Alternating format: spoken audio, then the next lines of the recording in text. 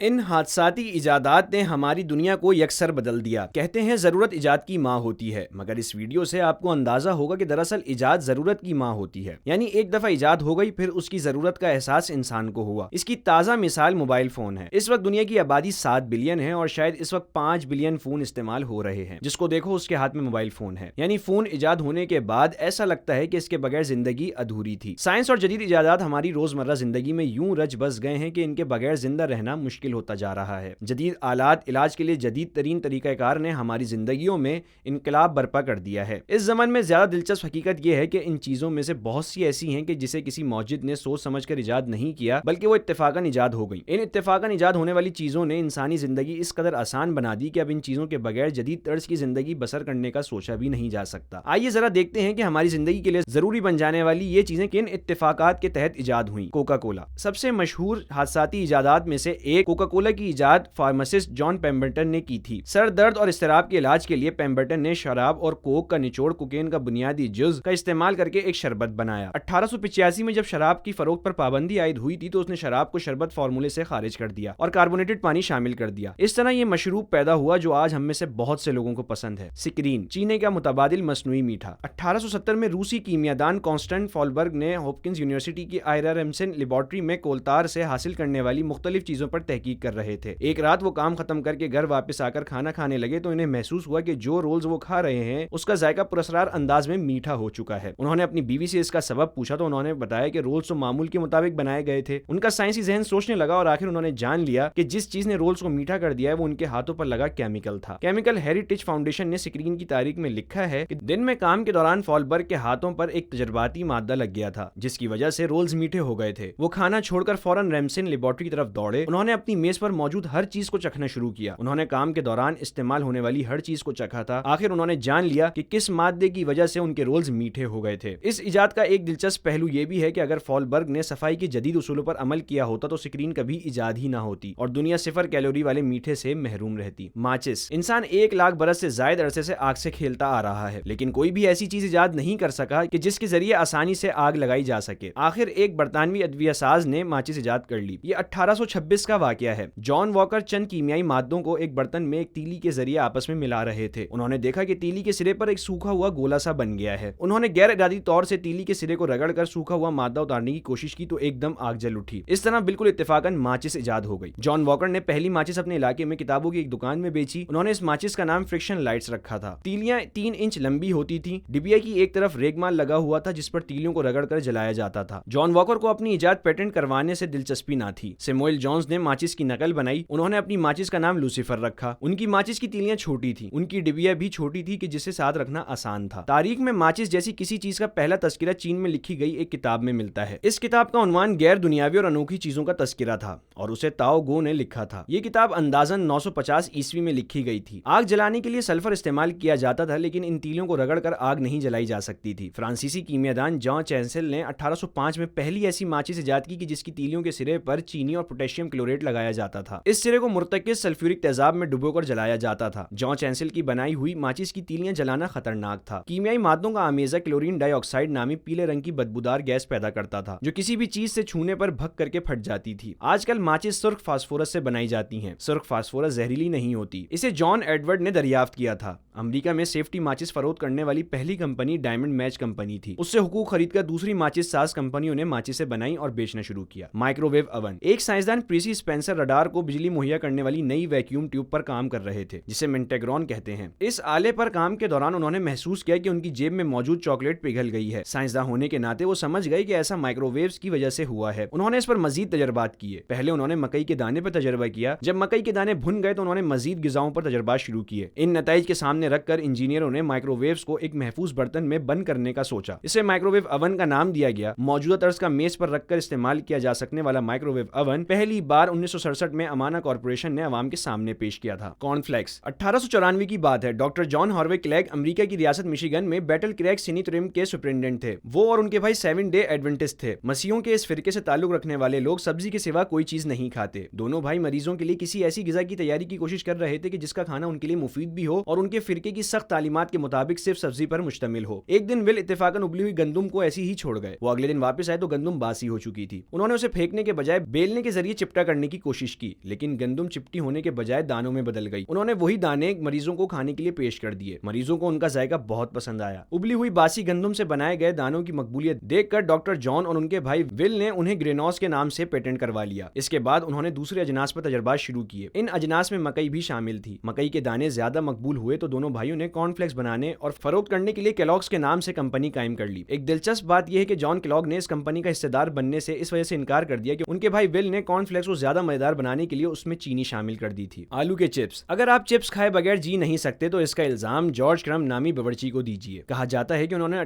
1853 में इत्तेफाकन आलू के चिप्स इजाद किए थे। हुआ ये कि अमेरिका की रियासत न्यूयॉर्क के शहर साराटोगा स्प्रिंग्स में मोन्सलेक नामी एक रेस्टोरेंट में काम करते थे। इनका एक ग्राहक तले हुए आलू मंगवाता था, मगर हमेशा ये कहकर वापस भेज देता था कि वो ज्यादा करारे नहीं हैं। एक दिन तंग आकर जॉर्ज ने आलूओं के जितने पतले कितले बनाना मुमकिन था इतने पतले कितले बना लिए। इसके बाद उन्होंने आलूओं की इन कितलियों को तेल में तल लिया। आलूओं के तले हुए कितलों पर जॉर्ज ने नमक छिड़क दिया। आलूओं के ये कतले न सिर्फ इनके नाजुक मिजाज ग्राहक को बहुत पसंद आए, बल्कि इसमें रेस्टोरेंट में आने वाले तमाम ग्राहकों ने भी उसे पसंद किया। रफ्ता रफ्ता पूरे न्यू इंग्लैंड में साराटोगा चिप्स मकबूल हो गए। लोग आलू के चिप्स घरों में बनाने लगे। एक मसला यह था कि बैरलों या डब्बों में महफूज किए जाने वाले चिप्स जल्दी बासी होकर खराब हो जाते थे। 1920 के अशरे में सिगडर ने हवाबंद थैली इजाद कर ली। वो थैली इस तरह बनाई जाती कि दो मोमी कागजों पर गर्म इस्त्री फेर कर उन्हें जोड़ लिया जाता था। अब मुख्तलिफ जायकों वाले आलू के चिप्स मुख्तलिफ किस्म की पैकिंग में फरोख्त किए जाते थे और हर उम्र और तबके के लोग उन्हें शौक से खाते थे। पेसमेकर एक ऐसा आला है जो बरकी तौर पर दिल की धड़कन और रफ्तार को कंट्रोल करता है। लेकिन क्या आप जानते हैं कि इस पेसमेकर की इजाद हादसाती तौर पर हुई और ये इजाद दरअसल एक और इजाद की जाने वाली गलती का नतीजा थी। सन 1958 में एक अमेरिकी इंजीनियर विल्सन ग्रेट बैच इंसानी दिल की धड़कन को सुनने और रिकॉर्ड करना चाहता था, जिसके लिए उसने एक मशीन बनाई। लेकिन विल्सन ने इस मशीन में एक पुर्जे रजिस्टर का गलत साइज निस्ब कर दिया। जब ये मशीन काम करना शुरू हुई तो ये दिल की धड़कन को रिकॉर्ड करने के बजाय उल्टा उसे एक बरकी धड़कन तवानाई की एक लहर देने लगी। तभी विल्सन पर इंकशाफ हुआ कि वो गलती से ऐसी मशीन इजाद कर बैठा है जो इन अफराद को मसनूई धड़कन दे सकती है जो अमराज कल्ब का शिकार हों। विल्सन ने इस मशीन की सलाहियत को मजीद जांचने के लिए कई कुत्तों पर आजमाया और हर बार मशीन ने कामयाबी से काम किया।